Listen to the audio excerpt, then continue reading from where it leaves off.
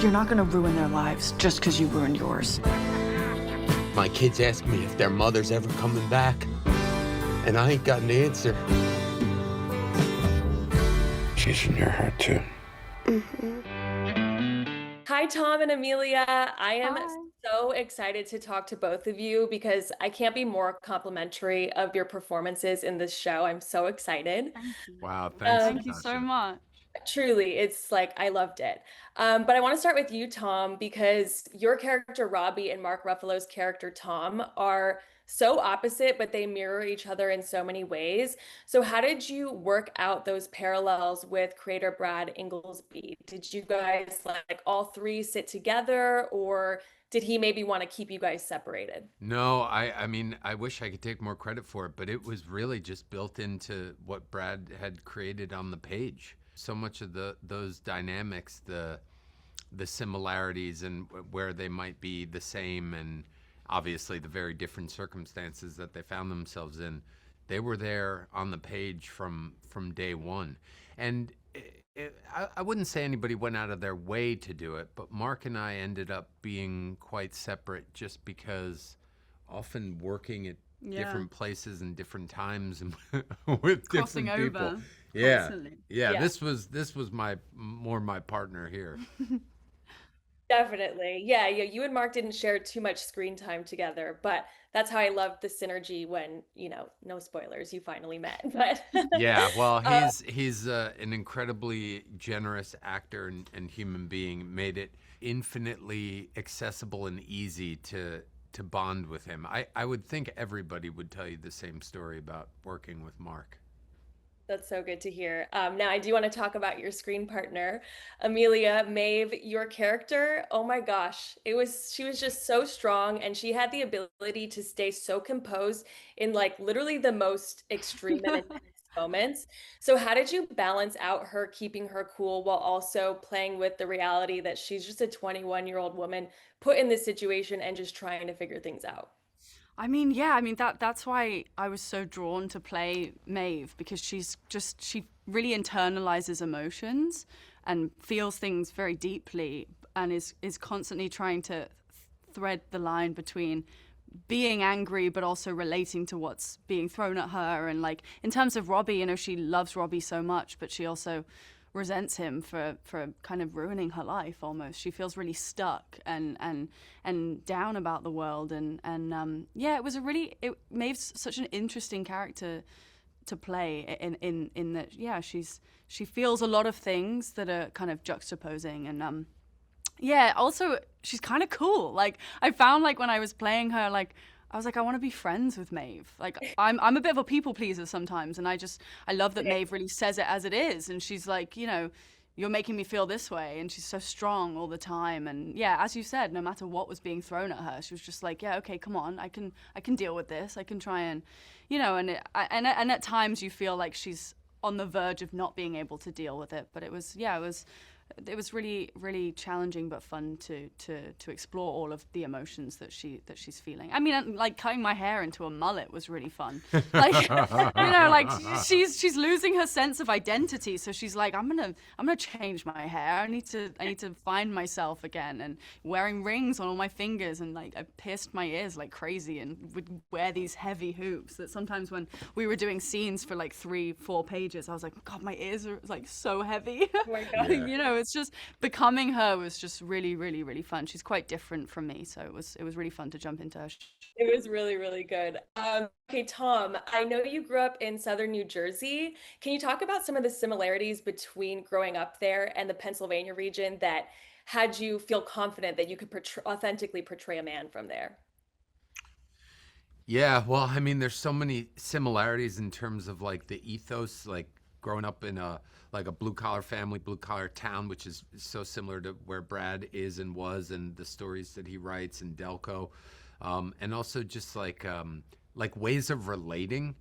Like I'm gonna show affection for you by joking roughly with you. I'm not gonna. The subtext is I love you, but I'm gonna make fun of your mullet or whatever else you got going on. You know what I mean? Maybe talk about your make fun of your dinner, but it's a way of saying thank you. You know, like that to me, I was able to understand that instantly, obviously growing up that way and still being that way to some extent.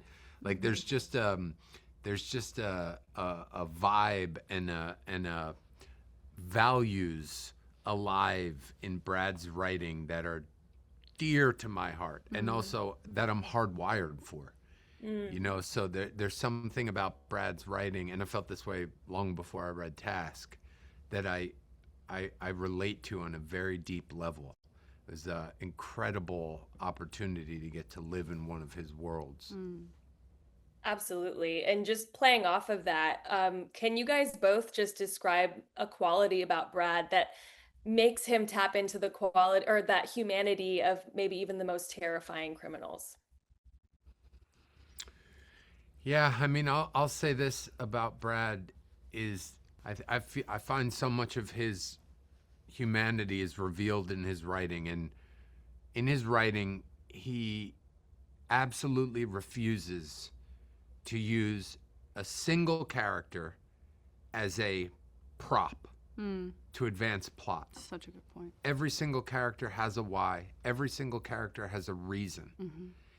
And I know that that's how Brad treats human beings, and I know that's what Brad looks for in people. It shines through in who he is as a man, and it shines through on the page. I don't think it's an accident that when I finally get to watch Task, every single performer, in my opinion, is doing incredible work. I knew what Emilia was doing because I got to be there every day, constantly blown away by how talented she is. But so many of these people, I didn't get to see them work at the time. And sitting here now saying, wow, look at all this beautiful work. And what is the one thing that we all have in common? It's that Brad created these characters. And it's Brad's demanding humanity of every single person who plays a role in his stories that shines through. And I think that's also who he is as a human being. Yeah, 1000%. I feel like every character in the show is heard, and I feel like Brad is such a good listener. Like he always gives people time, and he remembers everybody's names and uses them effortlessly. And he's just such a lovely and kind and empathetic person. And I think, as Tom said so beautifully, it's like it really comes across in his work, and the vibe on set too. I think it always comes from the top down, and he just created such a warm and inviting and collaborative energy on set, which made it just such a joy to come to work every day. My mom came to visit set, and we were driving home, and she goes, Brad's not in charge. And I was like, what do you mean? She's like, no way he's in charge. I was like, pretty sure he's in charge. Why are you saying that there's no way he could be in charge? She said, because he was so nice to me.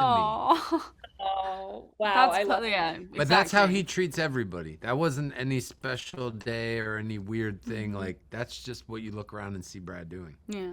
That's so heartwarming. I want to send this clip to him for his birthday and know how loved he is.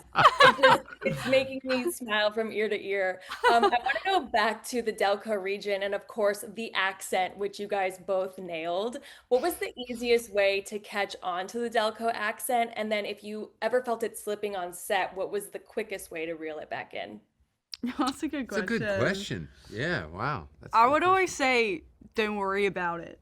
Because it was like the don't and then the worry and about was like some of the sounds were like, so anytime I felt like I needed to, because occasionally like a lot of my scenes were quite emotional, and you know when you're making yourself cry, you're actually making yourself cry. So sometimes I'd be worried that I was going to slip into my own accent, and I would always before a scene be like, don't worry about it, because I just felt like all those words helped me get my mouth shape right. Yeah, that's so smart. I used to have a ripcord phrase too, and I can't remember it now. But that's really smart. Yeah, water. Well, I say water hoagie. anyway. Yeah. But that wasn't any accent work on my part.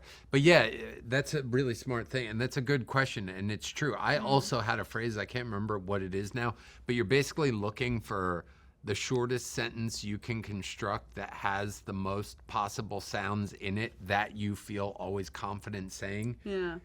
I did this. It's funny. That's like one thing we never talked about. No, we but did I never also talk about, did. because we did send loads of Delco videos yeah. back and forth, Okay. and we were constantly. I mean, when we first met, we bonded over the accent and how it was keeping you up at night, and I was Yeah. like absolutely like so scared about it, and yeah, we would just send videos or clips or things, to each other. But yeah, we never spoke about the little phrase. Yeah.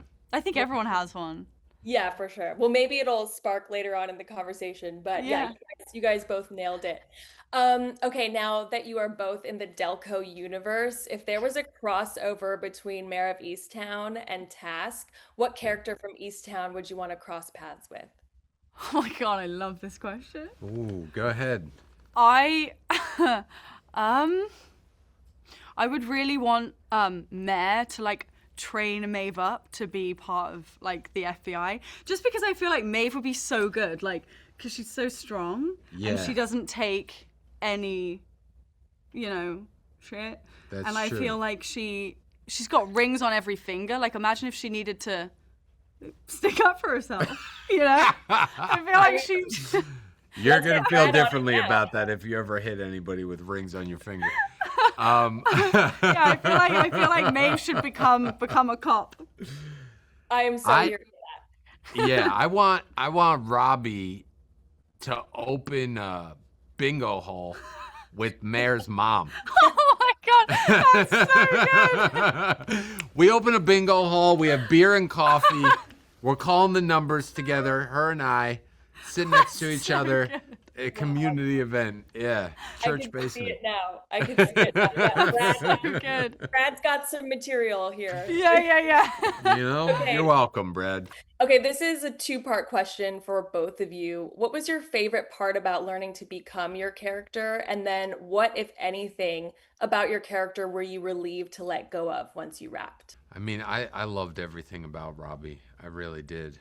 I genuinely loved everything about him, and I was loving doing the accent, all of it. Yeah.